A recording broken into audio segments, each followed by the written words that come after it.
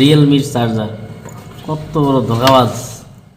60-70 টাকা দিয়ে যখন রিয়েলমি 27 ওয়াটের চার্জার কেনা হয়, দেখেন তার ভিতরের অবস্থা।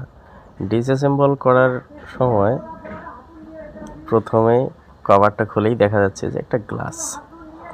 আসলে বেশি ওজন হওয়ার কারণ হচ্ছে এই গ্লাসটা, এবং গ্লাসটা এমনভাবে ফিটিং করা যে ডুয়েল সাইড টেপ দিয়ে লাগানো, এইটা নড়াচড়া করে না, যার কারণে আমরা বুঝতে পারি না যে আসলে ভিতরে কম্পোনেন্ট আছে, পার্টসপাতিগুলো ভালো বেশি দেয়া আছে কি না নাই। এই যে দেখেন, ডুয়েল টেপ দিয়ে ওজন যেন বেশি হয় সেজন্য গ্লাসটা লাগিয়ে দিয়েছে কত সুন্দরভাবে ধোকা। এই যে দেখতে পাচ্ছেন যে রিয়েলমি 27 ওয়াট, ভাবা যায় 70 টাকায় 27 ওয়াটের একটা চার্জার। দেখেন কম্পোনেন্টের মধ্যে কিছুই নেই। 70 টাকা দিয়ে কেনার জন্য ধন্যবাদ।